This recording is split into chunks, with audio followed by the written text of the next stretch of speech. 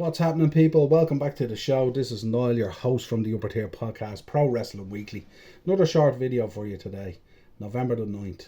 Significant day in pro wrestling history. Because 1997, bring you back there, the Montreal Screwjob happened this day back in 1997. And what a pivotal moment it was for pro wrestling. The unthinkable happened. The unthinkable happened. And when we think about who was involved in the match, of course, Shawn Michaels, Bret Hart, and of course Earl Hebner was the man in the ring, the referee on the time. Vince McMahon had obviously decided that through his fear of Bret potentially heading off to WCW and bringing the belt and maybe potentially pulling on a Lunder Blaze on it and throwing the belt in the bin or whatever, the fear was to take the belt off him. And of course the narrative was set on this and all and stuff, and Bret of course expressed his fear at the time prior to the match and stuff like that and all. But Bret, being that consummate wrestling professional and stuff like that, obviously grew up in Calgary, of course, son of Stu Hart, the Hart Dungeon and all that stuff, and you know how they viewed the business and the professionalism and the respect that they had for the business and stuff like that. It just seemed so weird looking back on it that it would happen to a guy like Bret Hart and stuff like that, you know. And of course you get two parts of this argument here. You get one side where, you know, Vince and Shawn and Triple H or whatever trying to protect WWF at the time and trying to make sure that this didn't happen and stuff like that, and plotted and schemed to get this done and stuff like that with Earl Hebner.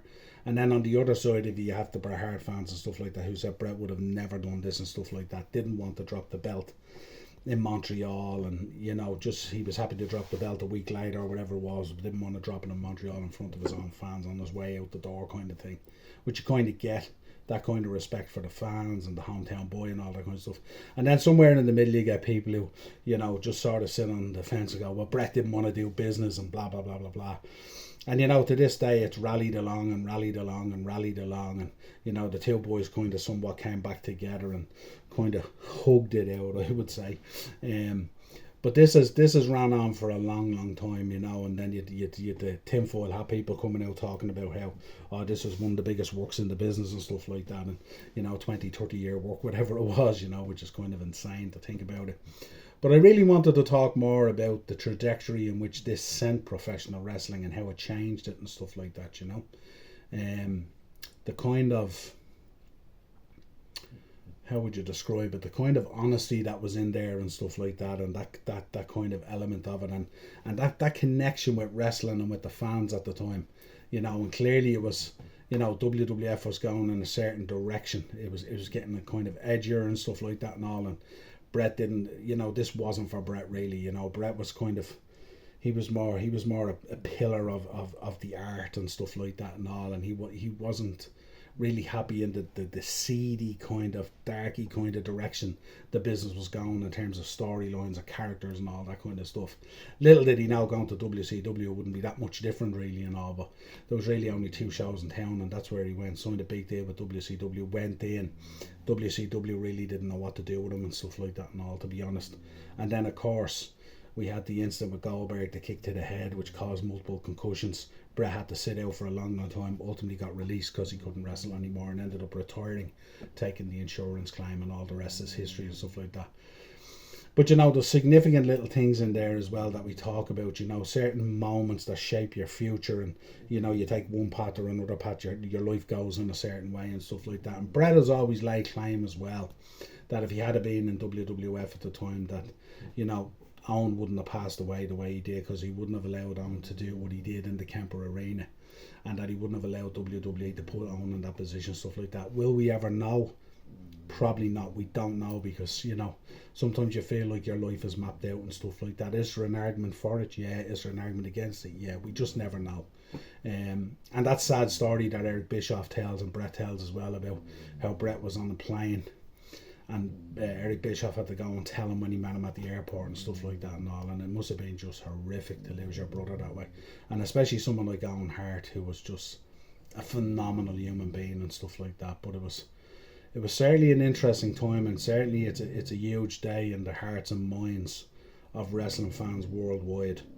You know, whether you're a Bret fan or whether you're a Shawn fan, it still doesn't sit great.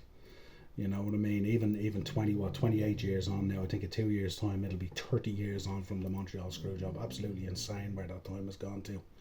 And in that time, we've had back and forth, and you know, all the health issues that Brett has had, and I've had Brett in the shop and stuff like that, and we've chatted and stuff. And you know, Ian will tell you about coming in the shop and all the people who met him in the shop and how great he was and what an experience it was, and it was great to have him. And shout out to Joe as well, who organised it and stuff like that, and all. It was absolutely phenomenal at the time. Like, as a huge wrestling fan all my life, you know, sometimes I used to pinch myself that I had a wrestling shop in Dublin, but then I used to pinch myself that I had guys like Bret Hart in the shop and Chris Jericho and people like that. These are guys I grew up on. These are guys I watched for years and revered. I booed them, I cheered them, I experienced every emotion with them and stuff like that. So it was an absolute privilege to have them in there.